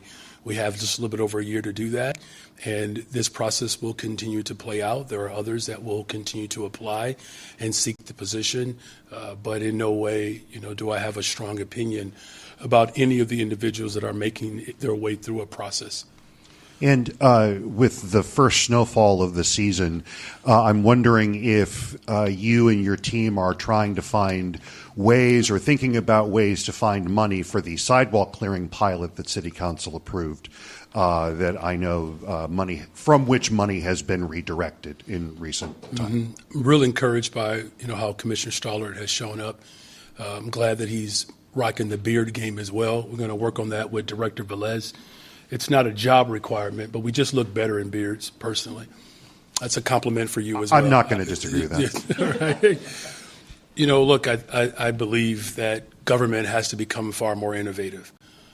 And plowing the sidewalks is something that I believe can make a difference in neighborhoods, particularly where, our population is aging, where there are clear challenges of accessibility that exist in terms of what this budget will look like at the very end. There's still some time for us to negotiate around these details, but it is something that I do believe that as we begin to move forward as a city, we have to find more innovative and creative ways to show up for people. That's why I think it's fascinating that you have a group of alders that are still calling for cuts, and the people of Chicago are saying that they want more services and services to be directed in a way that we have never done before. So my approach is to look for the resources where they are likely to be, and that's with our billionaire class and our incredibly large corporations that actually could do more in this moment. Good afternoon, Mayor. Good on afternoon. that same topic, Joe Ferguson has suggested that if more of the Ernst & Young recommendations were implemented, you could avoid the head tax. Is that true, and is it just a matter of where priorities are placed? It's a matter of priorities. I mean, here's the bottom line. No time ever that I'm aware of has an administration brought together a cross-sector of leaders to actually find ways to make government better. And this is ostensibly the motivation behind his entity. It's never even called for that. So, first of all, he's welcome. I think the second point is it's a matter of priority, right? And the cuts that people are talking about, they're talking about cutting in our corporate fund, which overwhelmingly funds our public safety apparatus. I'm not going to put forth a budget that undermines our work to driving violence down in the city of Chicago. It's just too important. And so instead of finding ways to clock for the ultra-rich and large corporations, I'm always going to stand firm and clock for working people. And one more, a follow-up to the CPS questions. It seems as if two of the finalists right now are from Denver and New York. Would you like to see the head of CPS come from Chicago and understand the unique nature of Chicago public schools? Well, Chicago public schools are certainly unique, right? We are at a critical moment in our city's history as we transition into complete autonomy of the board and its gradual weaning off of its dependency and its reliance upon the city of Chicago, and it will need more support from Springfield. I'm not aware of a scenario in which people have been deemed as finalists. I understand one individual that was deemed as a finalist is no longer in the running, so it's hard to speak to that classification or characterization because that just has not been what has been reported back to me. Would you like to see the person be?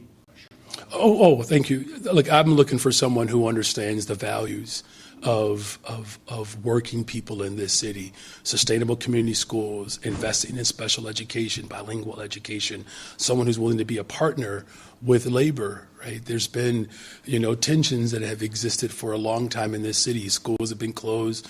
We know that black women overwhelmingly have borne the brunt, and black children, of school privatization and closures. I've taken, arrests on behalf of the people of Chicago for our schools. I've gone on a hunger strike on behalf of the people of the city of Chicago. So I'm looking for someone who's going to champion the very things that, made it possible for a former public school teacher to become the mayor of the greatest freaking city in the world. Hi, Mayor. Hey. Maybe a question for you or Budget Director Guzman. Okay. When we look at what Joe Ferguson kind of summarized from the Ernst & Young report, it seems like their projections for efficiencies are greatly, outranking what you all came up with. Were these just not practical, or some of these, frankly, just ignored because they don't fit in with, your ideals or what you want to fund and what you want to do? Well, first of all, nothing is being ignored. That's why the report exists. And there's one more that's coming out. Annette? I haven't seen what Joe Ferguson has put out because he frankly doesn't send us anything prior to putting it out. But he kind of summarized the recommendations for their efficiency. All right, that was Chicago Mayor Brandon Johnson giving a press conference today. That was a live feed that we were listening in on here on Live Impact News. Now, just recently into our email, we got a statement from Senator Mark Warner, who voted no on that spending bill on Sunday night, the spending bill that ultimately passed through a meaningful step towards reopening the government. Senator Tim Kaine, one of 8 non-Republicans to cross over and vote that bill through. Senator Mark Warner choosing not to do so, voting no on that bill. We heard from Senator Kaine earlier in the stream. Now we get a chance to hear from Senator Mark Warner. We'll be listening to this live for the first time, just as you have, as it just dropped into our email. So let's go ahead and listen in on Senator Warner's explanation for his no vote on that funding bill that will be a major step towards reopening the government. On the deal last night, and I want to tell you why. Virginia's been particularly hard hit by this now record government shutdown. Federal workers, contractors, many of the folks, for example, who are clean the federal buildings, they're contractors. They're never going to get back pay even after the government reopens. And I was glad to see that there were additional protections put in to make sure there won't be additional rifts during this shutdown.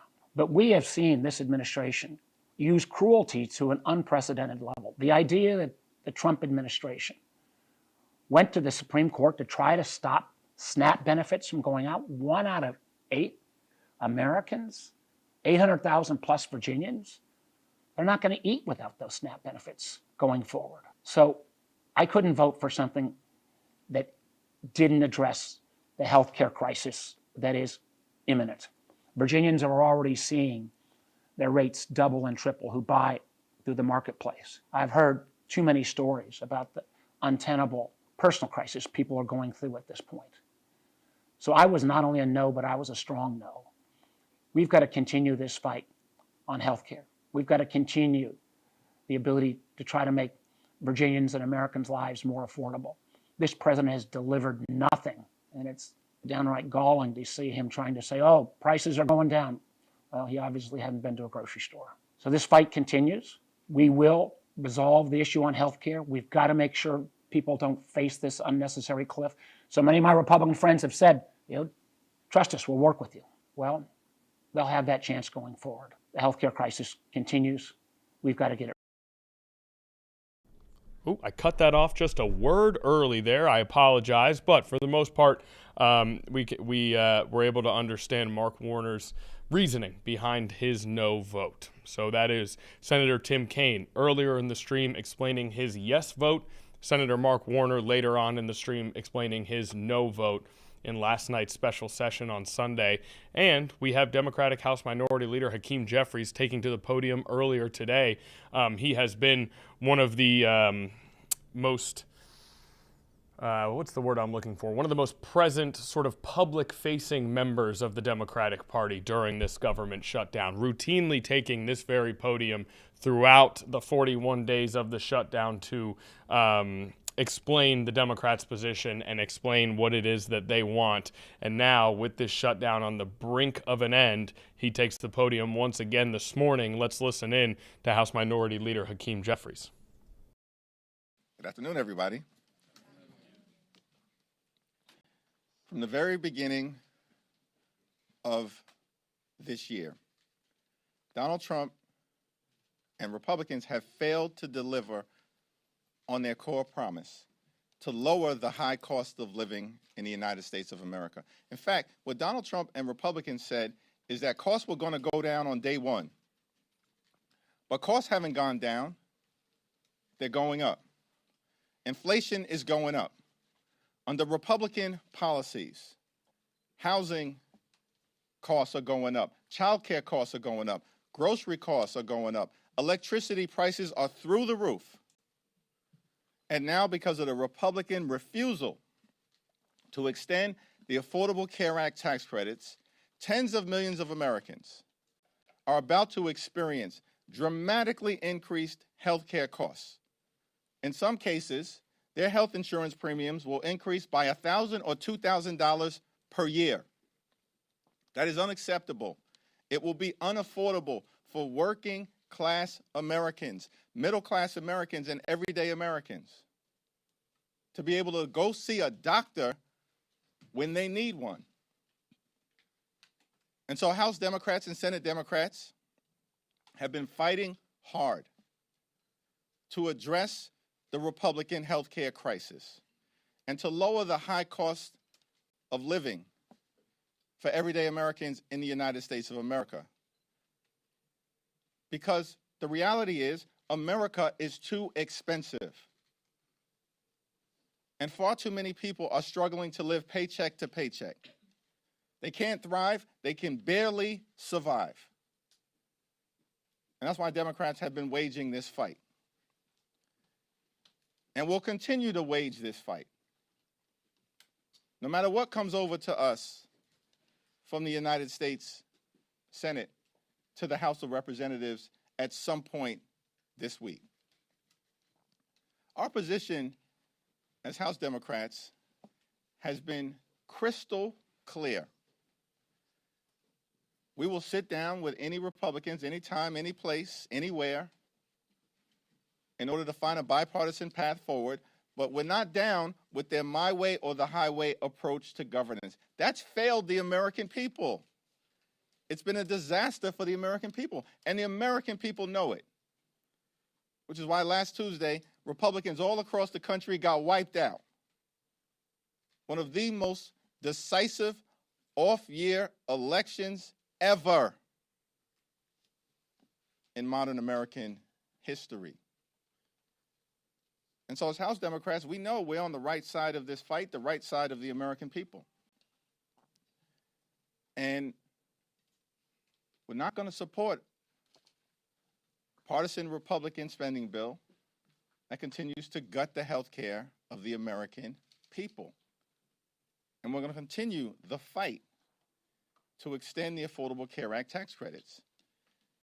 And if it doesn't happen this week, next week, this month, next month, then it's the fault of Donald Trump, House and Senate Republicans, who continue to make life more expensive for the American people. Questions?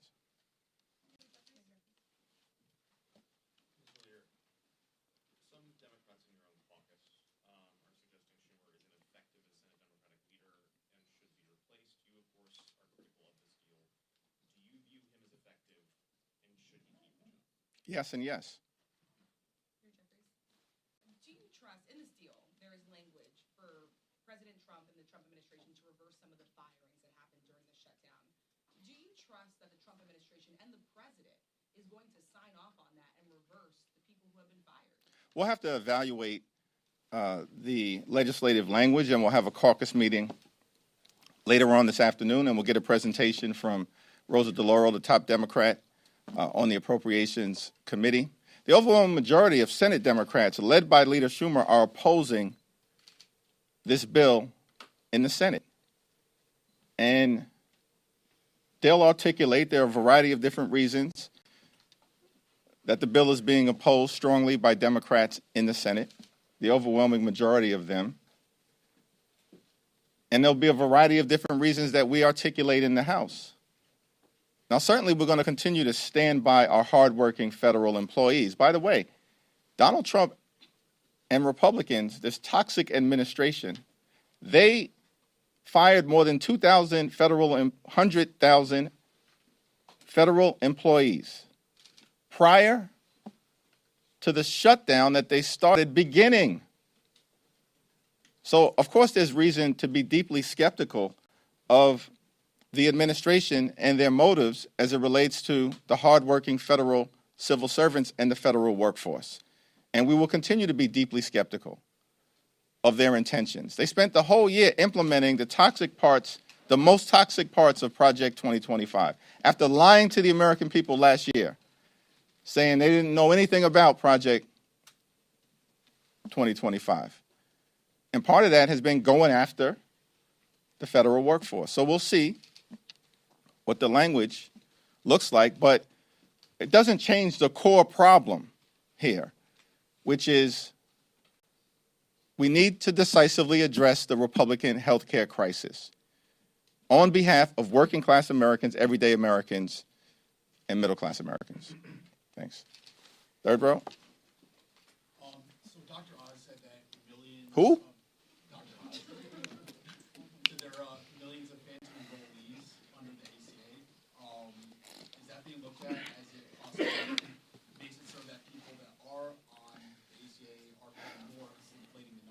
That's like the most random way to start a question on a serious topic. Nobody who's serious in this country takes Dr. Oz seriously. No one. And, I mean, it's shocking that the guy even was confirmed. But this is part of the reality of Republicans here in the House and over in the Senate. They're nothing more than a rubber stamp for Donald Trump's cruelty and extreme agenda. Are the phantom enrollees being addressed, though? I have no idea what Dr. Oz is talking about, and neither do the American people. Now, with respect to the Affordable Care Act, here's what I do know. That Republicans have tried to repeal the Affordable Care Act more than 70 different times.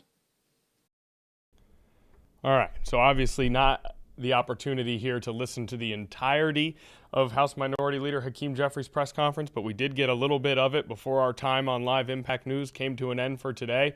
Again, a lot going on this Monday. Guests in studio, major government shutdown news, hearing from both Virginia senators in that regard, and a couple other live events as well. So a busy Monday, and we hope it remains a busy rest of the week. We want to bring you as much news as possible, with as much context as we can give it. Nia Campbell, any last words? No last words. We hope to see everybody tomorrow on Live Impact News.